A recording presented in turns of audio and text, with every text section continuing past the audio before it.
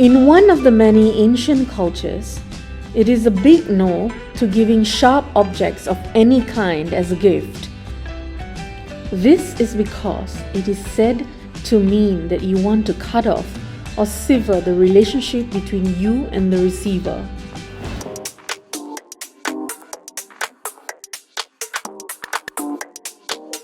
Hey there everyone, welcome back to my channel. Today's video is about something so many people love to receive, gifts. And we're sure many of you love the act of giving presents as well, right? What was your favorite gift that you've ever given to a loved one or someone who means a lot to you? Whether it's a birthday present, a gift during Christmas, the Chinese Lunar New Year, or even just giving someone whom you care about something that you think they might like for no particular occasion at all. Giving and receiving gifts is something people do the world over, regardless of background and culture. But did you know that many different cultures have beliefs surrounding what gifts are given?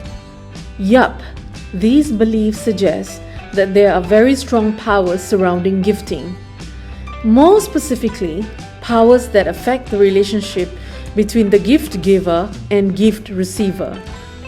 Although these beliefs were more prevalent in ancient times than they are today, perhaps we shouldn't really discount their claims just yet.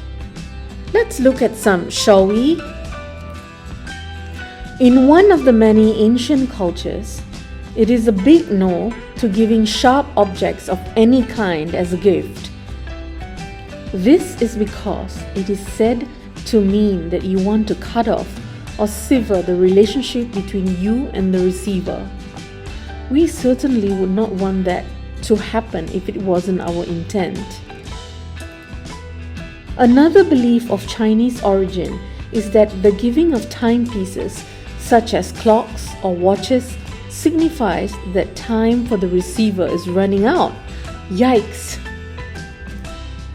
Veering into the law around a gift that has a special rule that should be followed when it's given, it is said that one should never gift an empty wallet, because that would mean that the receiver will always be in a bad financial state. So, what's the rule?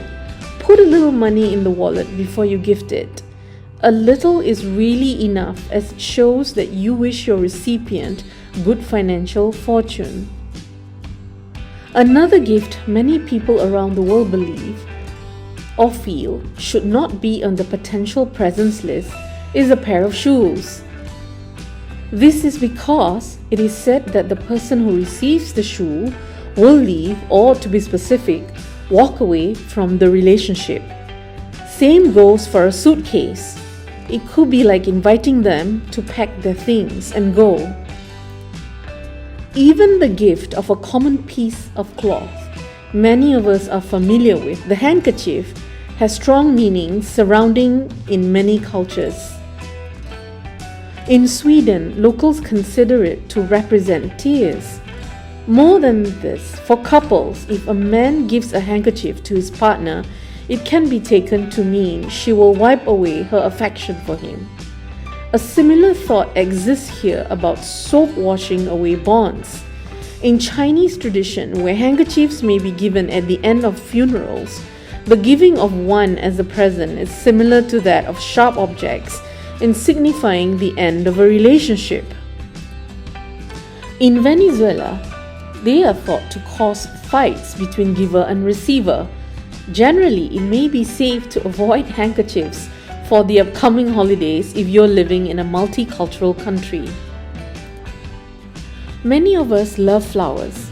Receiving them may fill us with joy and feelings of appreciation.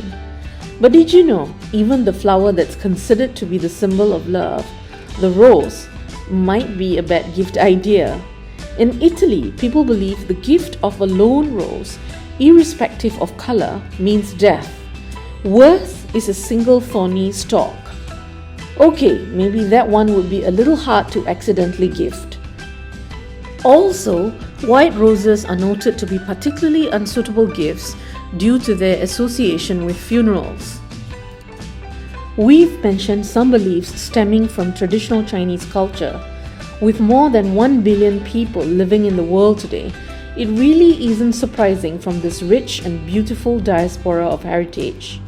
So, before we go any further, we'd like to do a quick rundown on other Chinese superstitions regarding bad gifts, as well as some good ones too. First up, never gift anything in fours. In the Mandarin dialect, the word for four sounds like the word for death. An exception would be a gift that consists of 2 pairs of 2 things. Next up, pears. Yup, this oddly shaped fruit shares a similar name to the word for parting in Mandarin. So, assuming that's not what you want to convey to someone who adheres to this, probably better to select another fruit. Fruits in general are considered a good gift, and as a bonus, they're good for our health. Another traditional belief, umbrellas, signify an upcoming break in the relationship. Again, this has to do with the similar sounding words in Chinese. Notice the common thread of the emphasis on the power of words. Moving on, many people in the West have heard that breaking a mirror brings 7 years of bad luck. Well, in Chinese culture, even an intact mirror isn't really a good gift idea. Perhaps you might want to find out why on this one. So, what about some good gift ideas following Chinese culture? Chocolates, food, or fruit baskets are considered good to be given to friends, family members, elders, business associates, and even kids. There are many others suited for specific occasions or levels of relationships, though they are very, very specific. So, we suggest doing a bit more research when choosing a gift for someone who still practices these traditions or has a very strong connection to their culture. The next gift we would like to mention that some would want to avoid, gloves. Some believe they invite fighting. There is also the association with bad luck dating back to medieval times in the West, where knights wore the gloves of beloved ones in their helmets. The last gift we would like to mention is a go-to for many shoppers, perfume. It's a simple alternative to racking our brains thinking of ideas, right? However, in ancient Greece and China, they were not, as they were thought to end romantic relationships as they could attract an outside party. In the modern day, it may be taken to mean that the recipient has an unpleasant odor. Ouch! Before we conclude today's video, we would like to mention that the method of giving and receiving a gift also has meanings in different cultures. Perhaps one of the most widely followed traditions is that gifts should be reciprocated or used as a form of gratitude for positive actions themselves.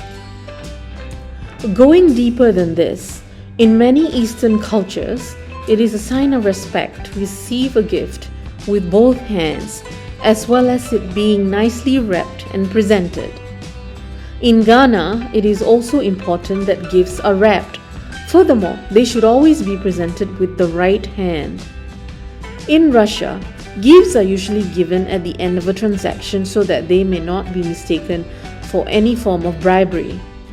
In line with this, gifts shouldn't be too expensive or extravagant, but this depends on the nature of the relationship, such as whether it is a business or personal one.